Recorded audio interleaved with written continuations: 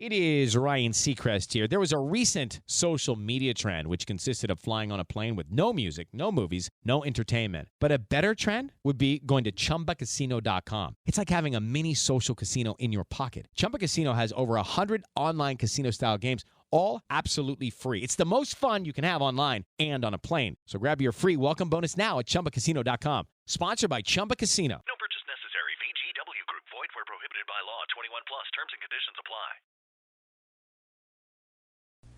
And now, Peter Paul Mounds, Almond Joy, and Cadbury Chocolate Bars presents Alien Worlds.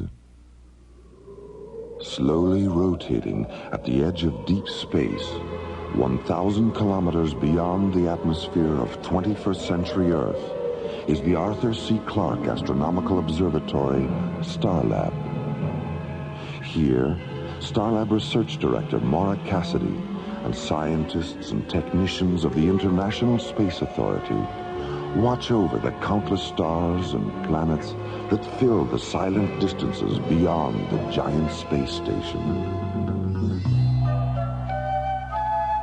Last week's episode began when Captain Jack Lemus, commanding the Royal British Museum freighter Nile Delta, notified STARLab that he was returning to Earth from the planet Thanatos. Aboard the freighter, the treasures of Tutankhamun, sent to Thanatos 2 weeks earlier as part of a cultural exchange program. Midway between Earth and Saturn, the freighter is boarded by aliens who steal the King Tut floral necklace and take a tissue sample from the face of the boy king's mummy. A tissue sample? Is Dr. Lomax absolutely certain about that? He's positive, Dr. Cassidy, and he's holding up a little gold surgical instrument they dropped. When news of the Nile Delta incident reaches Queen Victoria III, she notifies England's most famous consulting detective, Sonar T. Foom. Her Majesty requests that we go to STARLab at once and assist in the investigation of this beastly crime. Meanwhile, on STARLab, SET captains John Graydon and Buddy Griff research the Egyptology section of STARLab's library. Did you come up with anything? Yeah, you know that blue and gold bird symbol Captain Lemus has described? The one on the tail fin of the alien ship? Mm-hmm. We found one just like it on King Tut's ecclesiastical chair. When Captain Lemus gets here, we should run his visual scanner tapes of the alien ship against the library tapes to see if the symbols match. And if they do? If they match, then maybe the aliens aren't aliens after all. Maybe they're Egyptians. A few minutes later, Sonar T. Foom and his associate Dr. McGuffin Drone arrive at STARLab, and when Maura tells them about John and Buddy's theory... I think we're going to get on very well indeed, gentlemen. Dr. Drone and myself were discussing a similar hypothesis not more than 15 minutes ago. All right, suppose these aliens are what you think they are. That still doesn't explain the theft of the necklace or why they took a tissue sample from the mummy. The necklace is a puzzlement, Maura, but the tissue specimen isn't. It has long been our contention that the Egyptian kings were preserved for only one reason, so that in future their tissue could be rejuvenated for the purpose of monocellular replication. Cloning. And now, the conclusion of the adventure of the Egyptian necklace, an interplanetary detective story in the Sherlock Holmes tradition on Alien Worlds.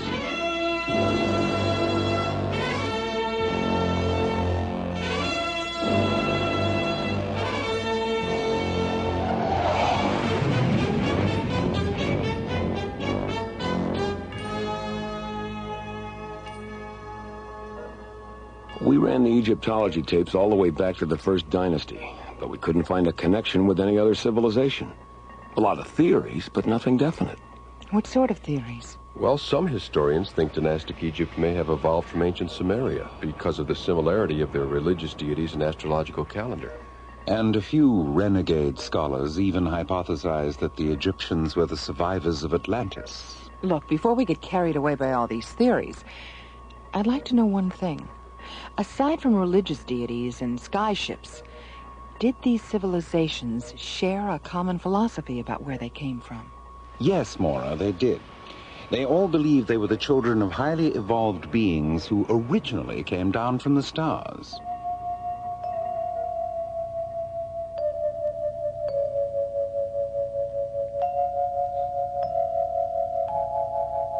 Limehouse Express to STARLab Control. The Limehouse Express? Where do people come up with these names? Who knows? This is STARLab. Go ahead, Limehouse Express. Good evening. It's Jerry, isn't it? That's right. Who are you? What's your position? My position is that I never state my position. What's the problem, Limehouse Express? No problem, Dr. Cassidy. Now, if you don't mind, I wish to speak to Mr. Foom. Does he know you? Oh, my, yes. He knows me very well indeed. I'm Professor Moriarty.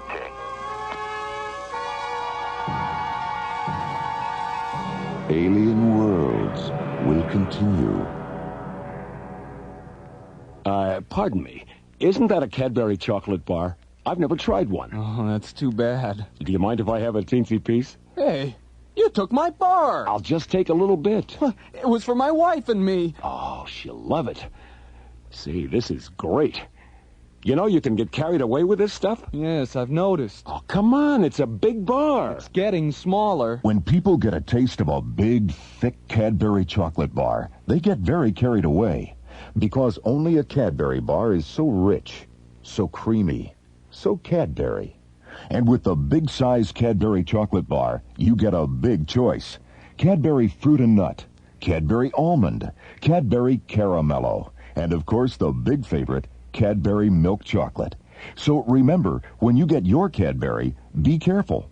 Because with Cadbury, people can get very carried away. Can I have my Cadbury back now? Your Cadbury? Oh, well, I guess I got carried away. You'll get carried away with Cadbury.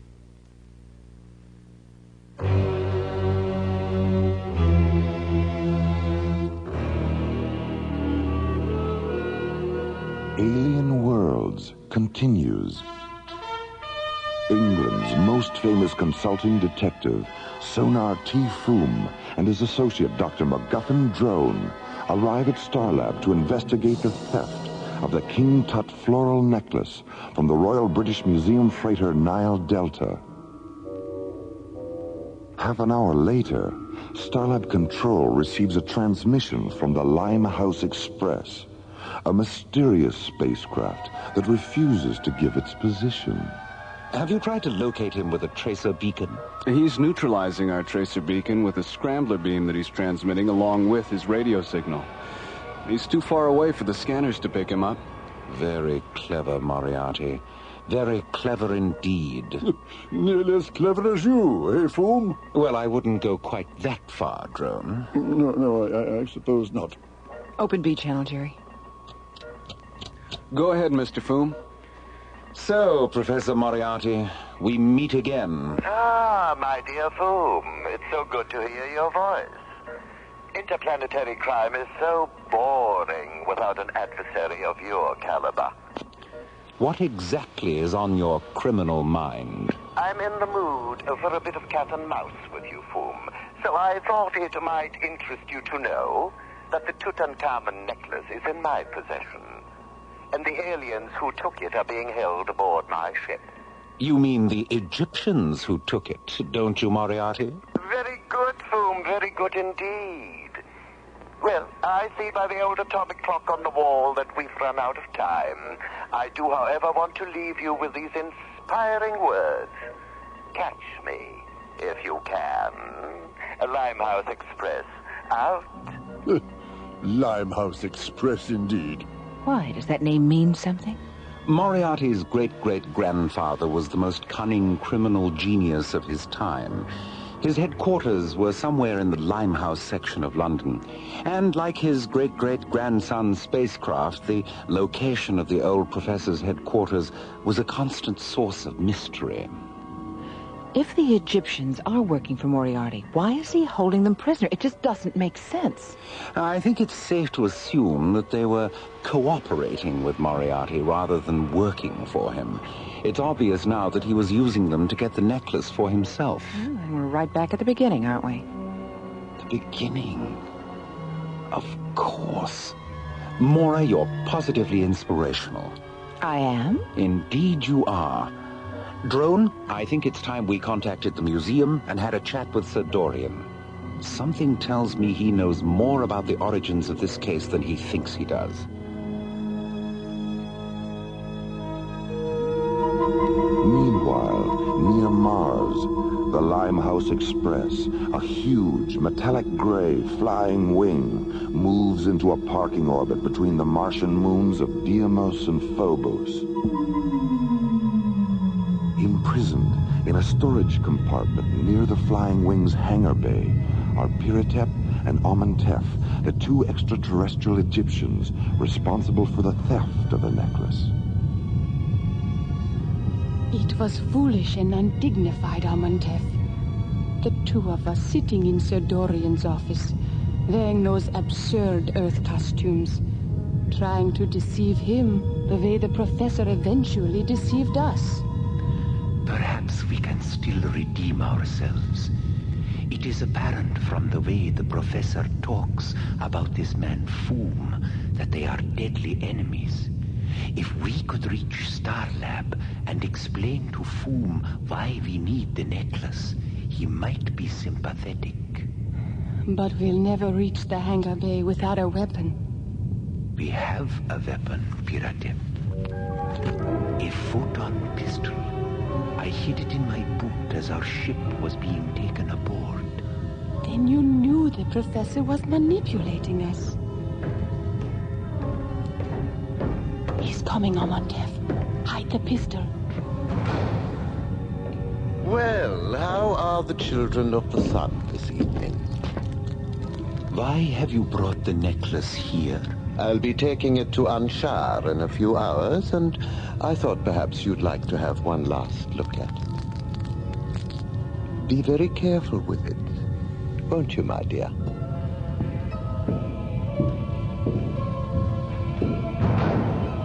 Amenhotep, there's only one guard in the corridor.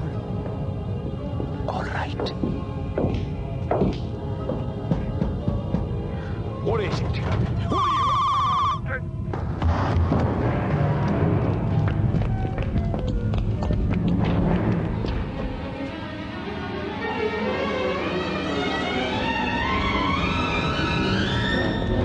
Take the necklace into the ship.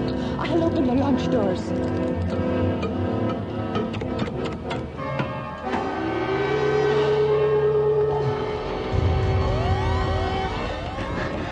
Piratep, hurry! Amenhotep, the guards are coming. Take the necklace to stop it. Piratep!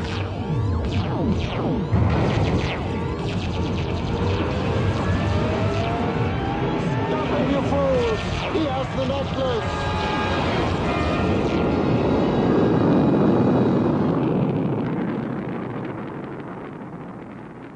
Meanwhile, on STARLab, Sonar T. Foom and Dr. MacGuffin Drone sit in a conference room on G-level, analyzing a video image Sir Dorian has transmitted from the museum's employee index terminal. Drone, there's something rather curious about this picture of Wilhelmina Hammersmith. Look closely at the eyes. What's your professional opinion? Well, the left eye is artificial. Now, look at the ring finger on the left hand. Oh, here, let me magnify it. What do you see? A deep circular impression, as if a ring had been removed. A platinum serpent's ring, perhaps? Great Scott. Great Scott indeed, my dear Drone. This is not a 70-year-old Egyptologist named Wilhelmina Hammersmith. This is none other than Professor Moriarty himself. What an extraordinary masquerade. Yes. Wearing this disguise, Moriarty appears at the museum and presents false credentials. Impressed with these documents, Sir Dorian gives Moriarty a post in the Egyptian Antiquities section. And it is here that he learns the highly confidential facts of the Nile Delta's Thanatos schedule. Didn't Sir Dorian say that this Hammersmith woman was in his office when the Egyptian couple was there trying to buy the necklace? Yes, and 2 days later, Wilhelmina Hammersmith Moriarty resigns, and the Egyptian couple are never seen again. Now, let me see. The 2 Egyptians who boarded the Nile Delta are obviously the same 2 who were in Sir Dorian's office. When they leave the museum, Moriarty follows them. Alien Worlds will continue. This woman's sorry for keeping you guessing. You never know what I'll do.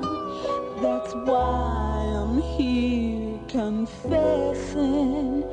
It's because sometimes I feel like a nut, sometimes I don't. Almond Joy's got nuts, Mounds don't. Almond Joy's got chocolate, coconut and munchy nuts too. Mounds got chocolate and chewy coconut. Ooh. Sometimes I feel like a nut, sometimes I don't. Almond Joy's got nuts, Mounds don't. Because sometimes I feel like a nut, sometimes I don't. Sometimes I feel like a nut, sometimes I don't.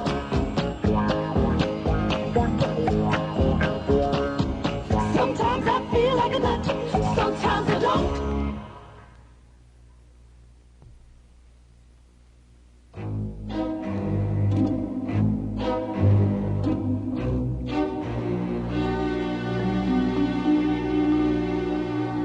Alien Worlds continues.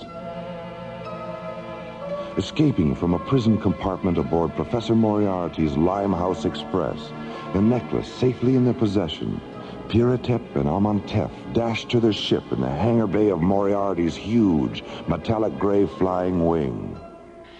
Take the necklace into the ship. I'll open the launch doors.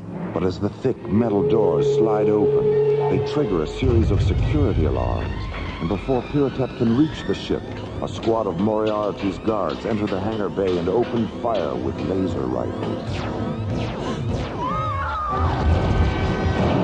Piratep! As Piratep falls, blood streaming from her face, Amantef closes the hatch of the ship and blasts off for STARLab. 9 hours later...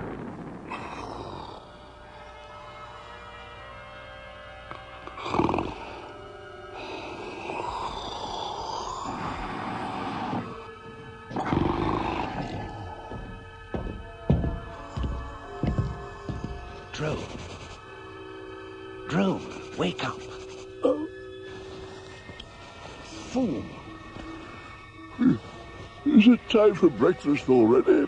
I've just been having a chat with a very interesting and charming Egyptian gentleman. I thought you might like to meet him. What on earth are you talking about? The Egyptian ship, my dear Drone. It docked 20 minutes ago. You're pulling my leg.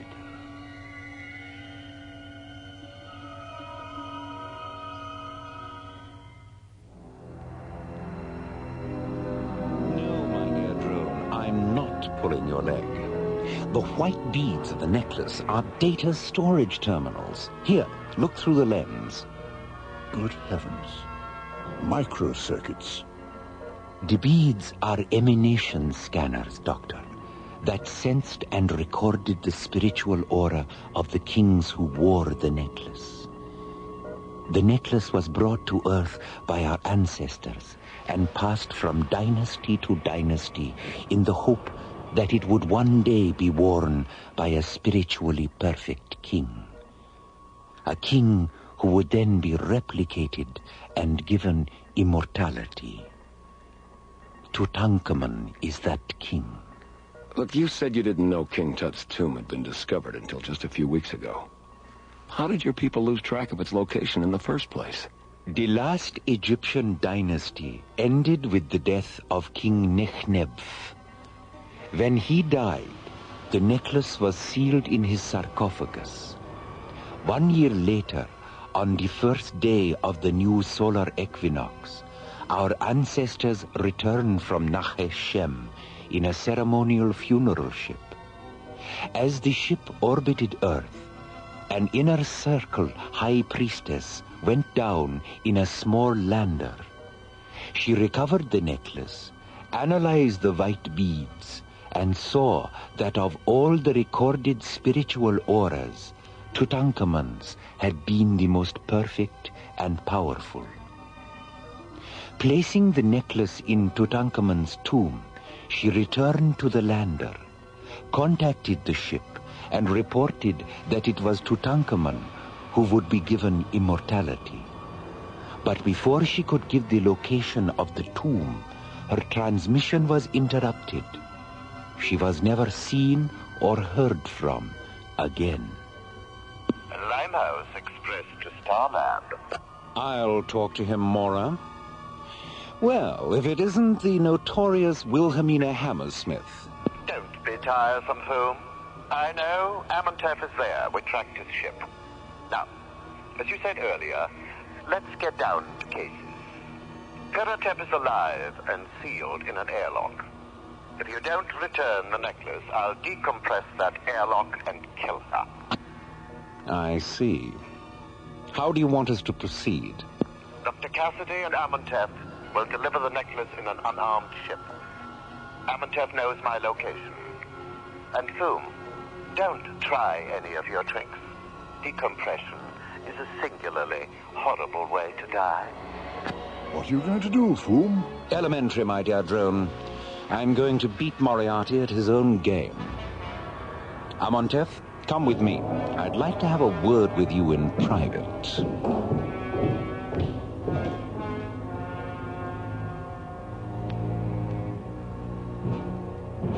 Two hours later, Amenhotep leaves Foom's quarters and returns to STARLab control. From there, he and Mora descend to Launch Bay 15, board the deep space laboratory ship Octavia, and blast off for the Limehouse Express.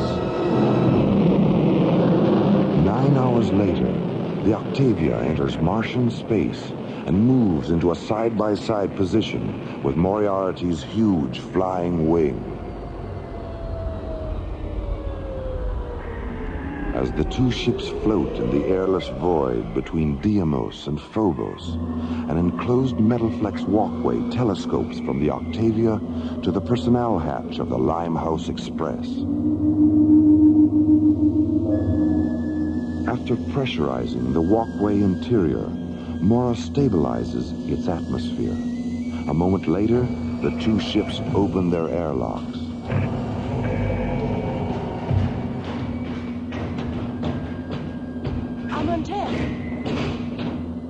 Piratep, your forehead. Don't concern yourself, Amenhotep. The wound is superficial. Thank Ra for that. Go into the ship now and rest. You're very pleased with yourself, aren't you, Professor? And why shouldn't I be? I not only have the necklace, but I've outsmarted Sonar T Foom as well. You're no match for Mr. Foom. Your cruelty defeated him, not your intelligence. You're an ugly little man, Professor. Ugly and arrogant and stupid. Sticks and stones, Dr. Cassidy. Sticks and stones. It's time, Professor. All right. Tell your men to return to their stations. May I hold the necklace one last time? Of course, Amenhotep. I'm as sentimental as the next man, in spite of my overweening ugliness. Would you like to hold it, Mora? Oh, yes. Yes, thank you. Professor? Yes?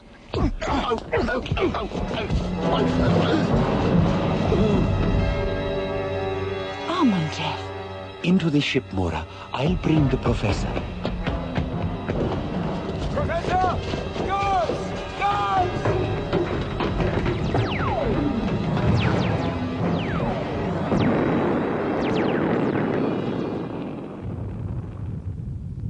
Hold his wrists a little closer together, Almontev. Good. There. Watching you walk into Jastro prison is going to be a pleasure, Professor.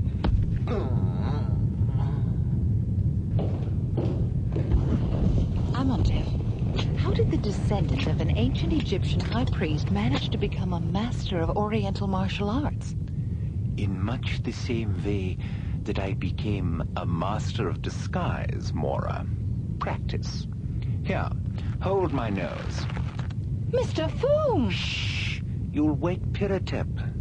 Why didn't you tell me? If you had known it was me disguised as Amontef, you might have behaved differently aboard Moriarty's ship. Here, help me peel off this beard. My fingernails are all sort of... Mora? Oh, I'm sorry, Mr. Fu. Oh, that's all right. I'm sure I'll be as good as new when they remove the bandages. What did Amontev say when you told him what you intended to do? He smiled his most seraphic smile and gave me his blessing. He's quite an extraordinary man, you know. While we were talking, I asked him why the Egyptian civilization was brought to Earth in the first place. And he said, "To create a sense of wonder, Mr. Foom. A sense of wonder so compelling as to cause those generations still unborn to look at history with new insight and see the universe with new eyes. Eyes that will one day look back at ancient Egypt and understand what we tried to do there. And on that day, realize that they are looking back into the future."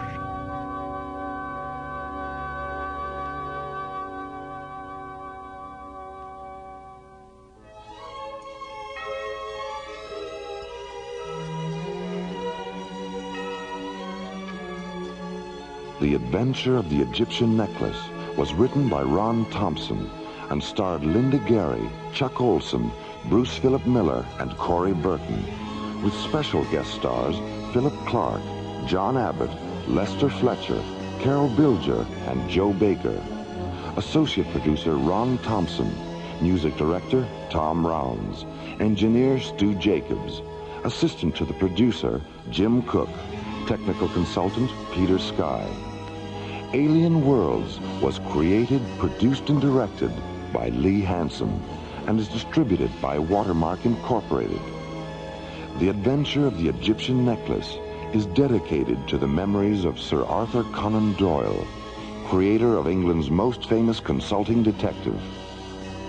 And so, until next week, this is Roger Dressler inviting you to join us for our next adventure, Time Clash, from the elsewhere and elsewhen of Alien Worlds.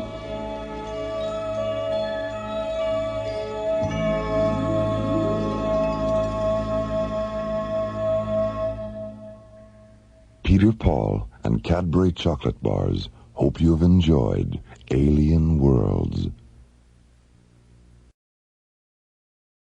How to have fun anytime, anywhere. Step 1. Go to ChumbaCasino.com. ChumbaCasino.com. Got it. Step 2. Collect your welcome bonus. Come to Papa welcome bonus. Step 3. Play hundreds of casino-style games for free. That's a lot of games. All for free? Step 4. Unleash your excitement. Woohoo!